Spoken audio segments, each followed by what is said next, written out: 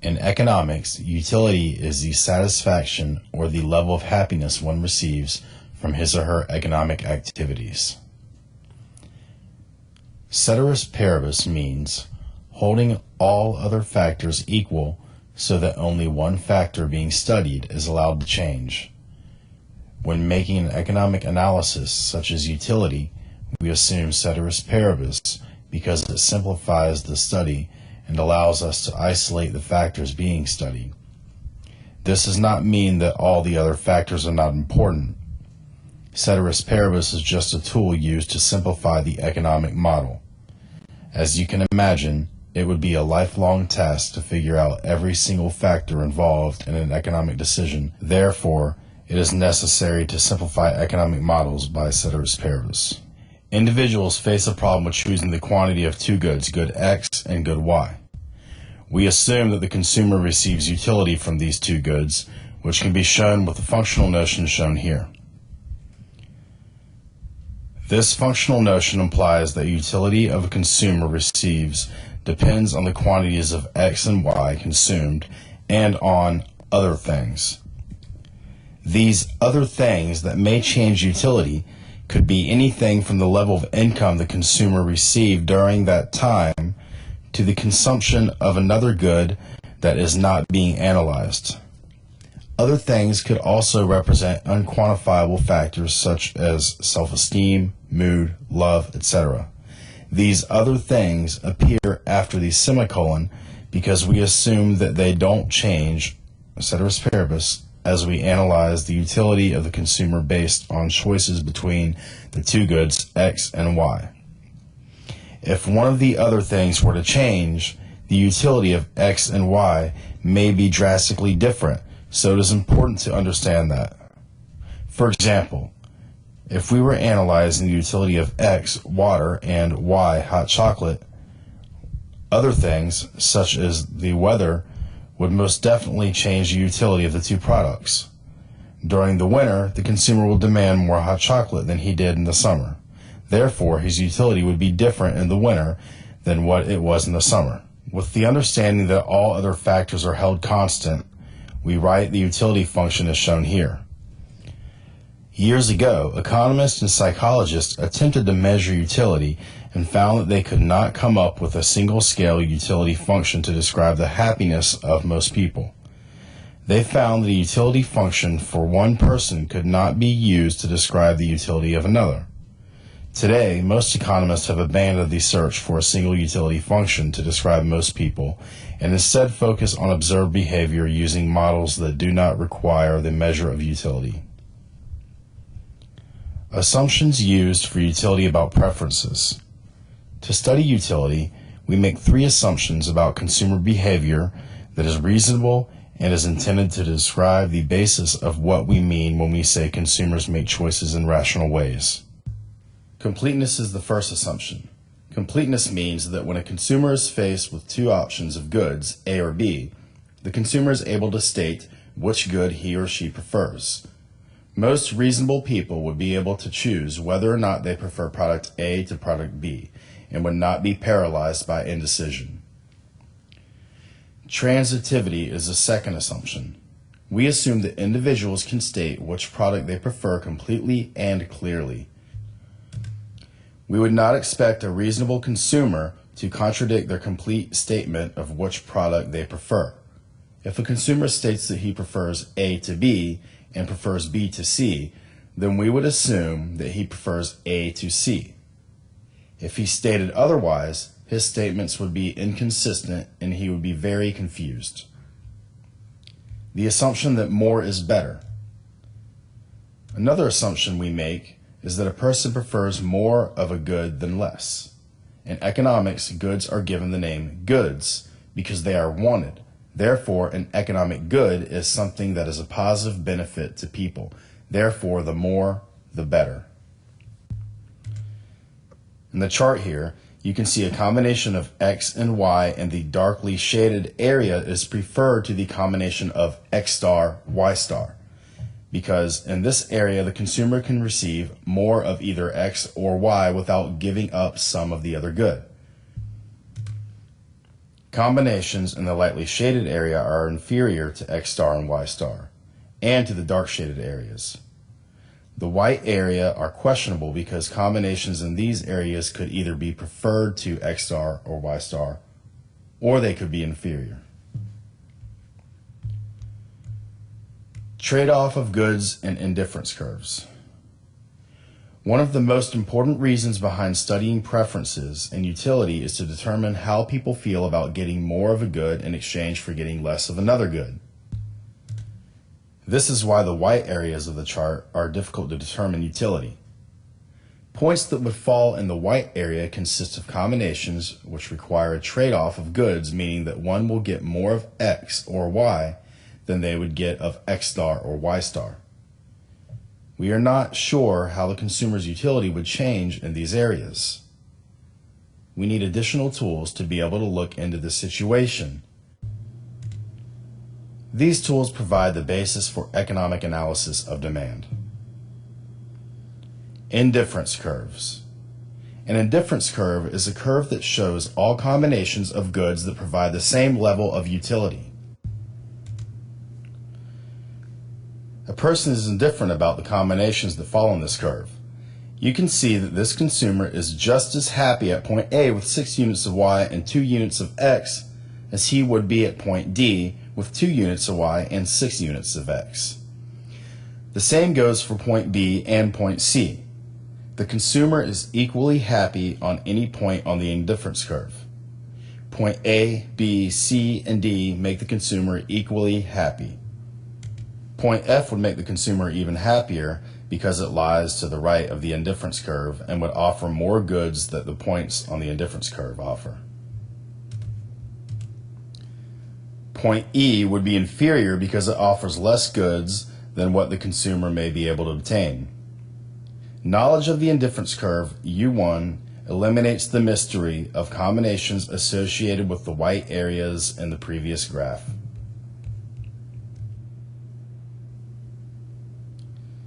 Indifferent curves and the marginal rate of substitution. When a person moves from point B to point C, or to any point on the indifference curve, this person's happiness remains the same because these points lie on the indifference curve. From point B to point C, this person will give up 1 unit of Y for 1 additional unit of X. The slope from point B to point C is -1 over 1, which equals -1. This means that from point B to point C, Y declines by 1 unit and X increases by 1 unit. The absolute value of this slope is called the marginal rate of substitution, for short MRS. The MRS for product X and Y from point B to point C would be the absolute value of -1, which would be 1. Diminishing marginal rate of substitution. The MRS changes along the indifference curve. From point A to point B, the MRS is -2 over 1, which is the absolute value of -2, equaling 2. Because this person will give up 2 of Y for 1 additional unit of X. But from point C to point D, the MRS is 1/2. This is because the consumer already has a lot of product X and will start being less willing to give up Y for X. The same goes when moving up the indifference curve. If you were to move above point A, you can see that the slope changes and is almost vertical. As the consumer has more of product Y, he will be less willing to give up product X for Y. As we move down the indifference curve, the MRS declines, and as we move up the indifference curve, the MRS increases. Balance of consumption. The conclusion that of diminishing MRS comes from the idea that consumers prefer balanced consumption over unbalanced consumption. As long as the indifference curve obeys the assumption of diminishing MRS, then the indifference curve will always have convexity. An indifference curve map is a contour map that shows all the utility a consumer can obtain from all possible consumption options. On this indifference curve map, we know that point F is preferred to any point on the indifference curve U1. This means that point F represents a different level of utility than the utility that the points give on our indifference curve U1.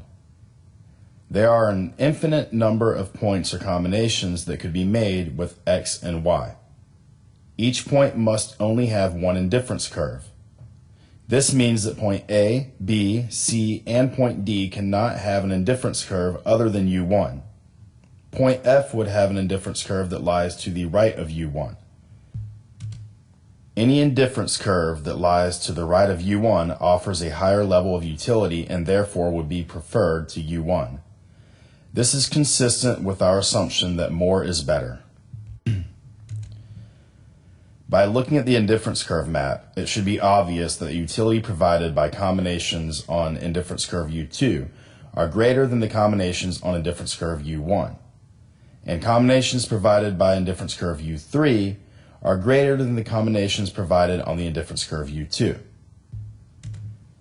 There is no precise way to measure the added utility one would receive by moving from indifference curve U1 to U2.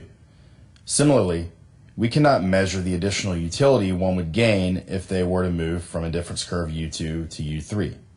All we know is that there will be added utility because any rational consumer would want to be on a higher indifference curve. Now we'll cover types of goods. A useless good. A useless good is exactly as it is named, a good with no added benefit to society.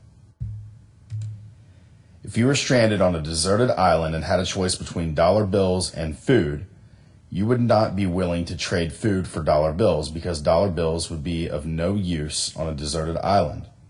Your indifference curve among these two goods would be a vertical line because it does not matter how many dollar bills you are offered, you would still rather have the food.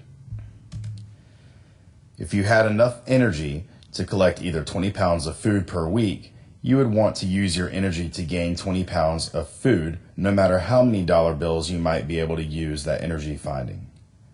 If you could find $1 bill or $1 million bills, you would still rather gather 20 pounds of food because dollar bills are useless on a deserted island. An economic bad. An economic bad is an item that is not wanted, and if given a choice, a consumer would want less of it than more. Examples of an economic bad would be mosquitoes or houseflies. The difference with an economic bad and a useless good is that a useless good causes no harm, and an economic bad does. Mosquitoes are annoying and can make working, camping, eating, or other activities less desirable. If you were given the option of mosquitoes or food, then you would obviously only accept more mosquitoes if you could have more food. Because the positive correlation, your indifference curve would be positive. The indifference curves that lie to the right are more desirable because you would get more pounds of food relative to the amount of mosquitoes you would get. A perfect substitute. A perfect substitute is a good that functions just the same as the good it is being compared to. An example would be Coke or Pepsi, BP Petroleum or Exxon Petroleum. The indifference curve for a perfect substitute would have no convexity because it makes no difference. If you were offered BP Petroleum or Exxon Petroleum and you thought that all petroleum was the same, then you wouldn't care about the trade-off. For a perfect substitute, the MRS of the indifference curve is 1, making it a straight line.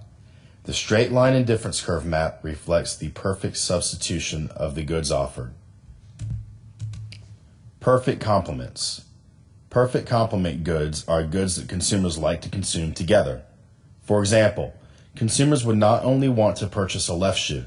For a consumer to be happy with a left shoe, he would also need a right shoe to complement the left shoe. If a consumer was offered 2 left shoes and 1 right shoe, then he would have the same utility as if he were offered 1 left shoe and 1 right shoe. However, if he was offered 2 left shoes and 2 right shoes, then the consumer would have a higher utility than if he was offered only 1 left shoe and 1 right shoe. The indifference curve would be L-shaped. Utility maximization. Economists assume that when faced with a number of options, consumers will choose the combination that maximizes their utility. People know themselves and will make decisions consistent with their own preferences. Choices are constrained. The problem that consumers face when maximizing utility is the fact that their choices are constrained by the size of their incomes or their budgets. Of the bundle of goods a consumer can afford, he or she will choose the bundle of goods that provides the highest level of utility. All other combinations of goods that he or she could afford with the income would leave them worse off. With a limited income, the consumer should choose the bundle of goods that has the MRS which is closest to the slope of the price of the two goods. For example, if the price ratio of the goods is 2, then the consumer should purchase the bundle with the MRS closest to 2. Because more is better, the consumer should spend all of what is budgeted for the two items. The alternative would be throwing the money away, which is obviously less desirable than buying something. If the alternative was saving money, then we would consider savings and the decision to consume goods in the future. Imagine that a consumer had a combination of hot dogs and soda where the MRS equals 1. He will be willing to do without a hot dog for a soda, or he will be willing to do without a soda for a hot dog. Now imagine that hot dogs are $2 and sodas are $1. The ratio of their prices is $1 over 2, or 1/2. If this person gave up a hot dog, he would gain $2, so he would actually be able to afford 2 sodas, since hot dogs are twice as expensive as sodas. Even though the MRS was 1, this consumer is able to gain 2 sodas by giving up 1 hot dog. This consumer would obviously gain utility by giving up a hot dog. In this situation, the MRS is not equal to the ratio of the goods market price. Whenever the MRS is not equal to the price ratio, a similar utility improving change in spending patterns can be made. This reallocation will continue until the MRS is brought into the price ratio line. At this point, utility will be maximized. Budget constraint. A budget constraint is the limit that a budget gives a combination or bundle of goods. If you have a lunch budget of $3 and hot dogs cost $2 while sodas cost $1, then you're constrained to no more than 1 hot dog and no more than 3 sodas. You would not be able to buy 2 hot dogs, nor would you be able to buy 1 hot dog and 2 sodas. You would only be able to buy a combination that costs $3 or less. When graphing a budget constraint between good Y and good X, we label the maximum amount of Y that can be bought as Y max, and we label the maximum number of X that can be bought as X max.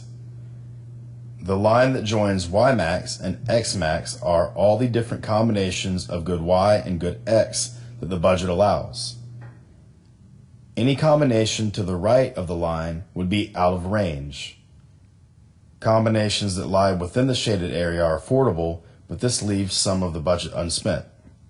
The downward slope represents the fact that one can afford more of X if they spend less on Y. The slope of the budget constraint line depends on the market price of X and Y. If Y is more expensive than X, then the slope will be smaller and the line will be flatter. If Y is very cheap and X is expensive, then the slope will be large and the line will be steeper. Suppose that a consumer has I number of dollars that he can use to purchase X or Y. Let P of Y represent the price of Y, and P of X represent the price of X. The total amount spent on Y is equal to P of Y times Y, and the amount spent on X is P of X times X. Since the available income must be spent on either product X or product Y, we have the amount spent on X plus the amount spent on Y equaling our income, or P of X times X plus P of Y times Y equaling our income. We can arrange this equation to solve for Y so that the budget line has a standard form for a linear equation. Y equals coefficient A plus coefficient B times X. The rearranged equation is shown here. P of X over P of Y is the B coefficient and is negative because the budget line has a negative slope. I divided by P of Y is the A coefficient, which is the y-intercept. Although the equations are the same, solving for y makes it easier to understand. If we make x equals 0, then we get the max amount of y that can be purchased, and this amount will be determined by the income. For example, if we had $50 and the price of y, or P of y, was $10, then the maximum amount that we could purchase would be 5 units of y. Now consider negative P of x over P of y in the equation.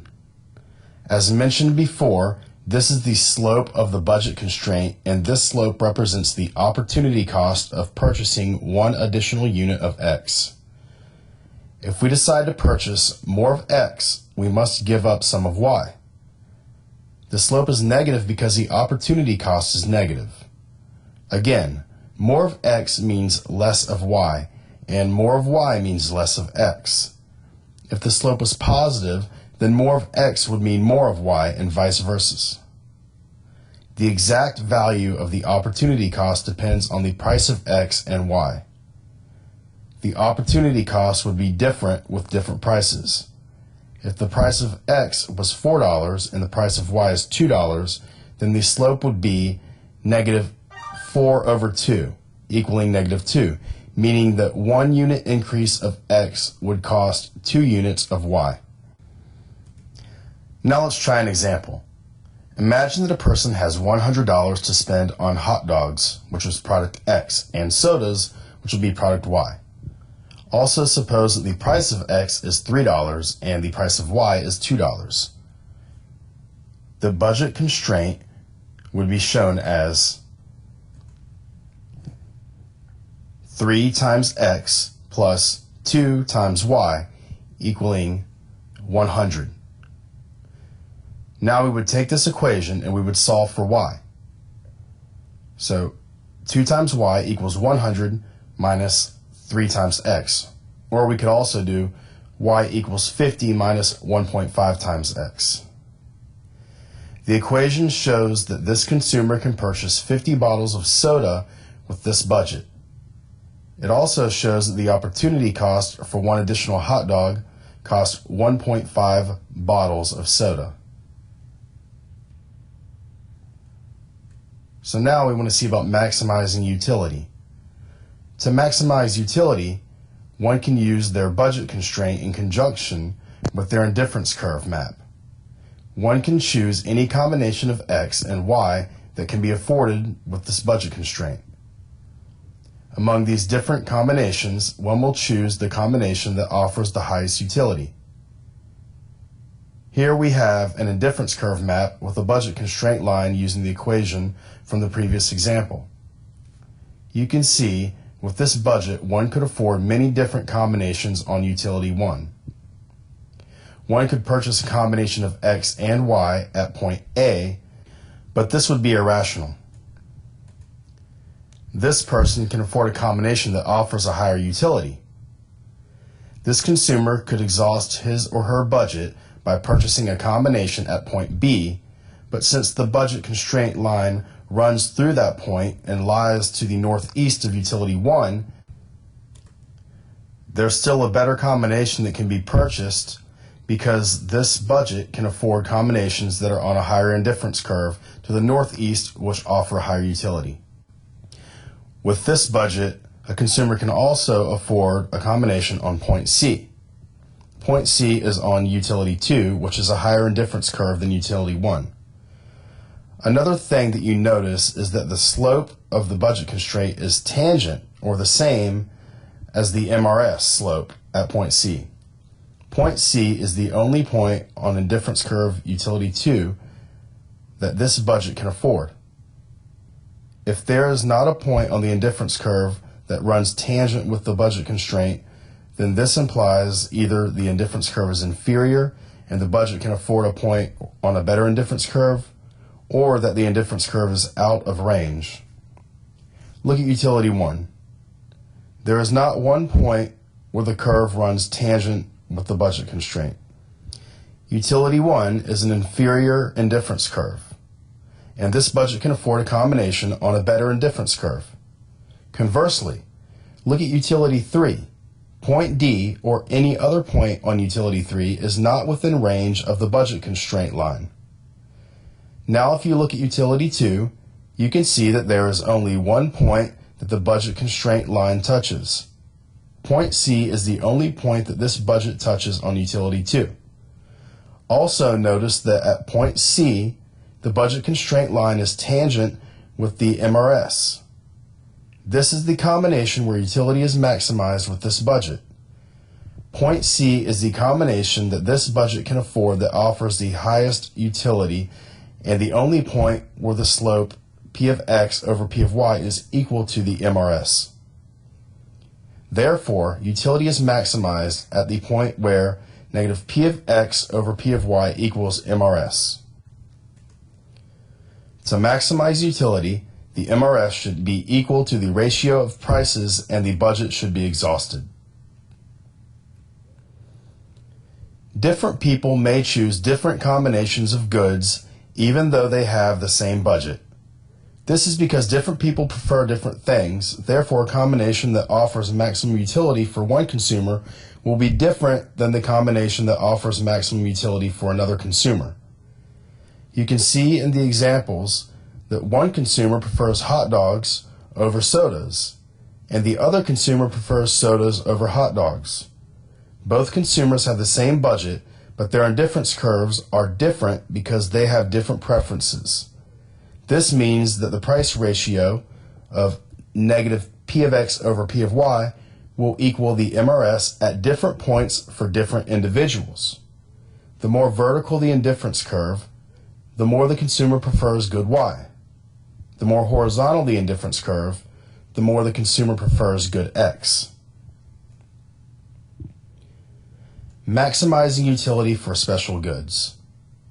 Remember, we went over perfect substitutes, perfect complements, useless goods, and economic bads. If we had a budget constraint, we would use simple algebra to determine the best combination. A useless good and an economic bad. The combination of a good X and a useless good Y should be obvious. If we have $20, then we would spend the entire $20 on the good X.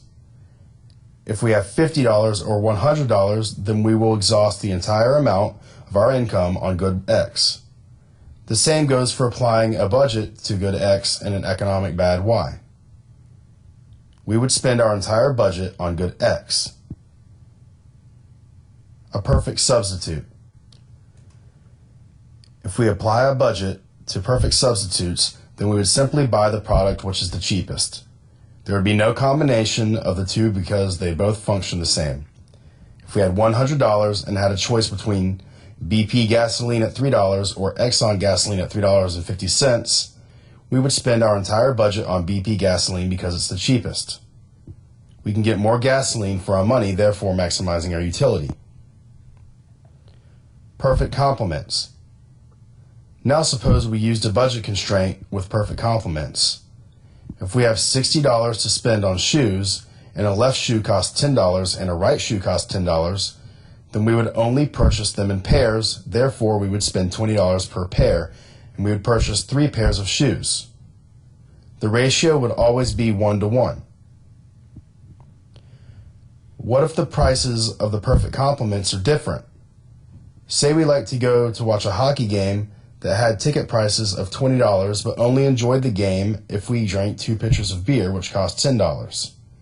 The total expense to watch a hockey game would be $45. If we had a monthly hockey game budget of $90, then we would go to watch 2 hockey games per month. Many goods. People purchase many more than just 2 goods. Even if we were to focus on only staple items such as food and clothing, it could still get very complex once we look deeper into the products such as the types of food and clothing. The situation would become extremely complex and theories would have to be made. No matter how complicated it may get, the logic and relationships among indifference curves and budget constraints remain the same. The main point that we learned is that if the slope of the budget constraint does not equal the MRS, then there is a better combination of goods that can be made. Although the fact that there are many goods involved complicates things, the most important concepts have been covered. Complicated budget constraints. The budget constraint that we used in our examples did not take into consideration discounts. Many places offer lower prices when consumers purchase more items or make bundling arrangements. For example, the pricing of cable, internet, and telephone service has become quite complex. Also, many of these offers come in lumps and are not offered in fractions. A quick example shown here will give you an idea of how the budget constraint line can be kinked instead of a straight line. Assume that you have a choice between good X and good Y. The company that sells product X offers product X at a cheaper price if you were to purchase above a certain amount. Past this certain amount, the slope of the budget constraint would be kinked, which may cause the budget constraint line to become tangent at two different points on the indifference curve. Composite goods. Composite goods are goods used in an analysis which are actually combinations of many goods whose relative prices do not change lumped into a single category for reasons of simplicity. We could lump together food items and housing. Although there are many decisions involved with all the component products of these composite goods, by lumping them together, important questions or issues can be amplified and then researched deeper. Another way to use composite goods is by focusing on one item, X, and lumping everything else into Y as a single composite good. By doing this, we greatly simplify things instead of trying to analyze every single small purchase. If prices remain relatively the same, then so will the indifference curve.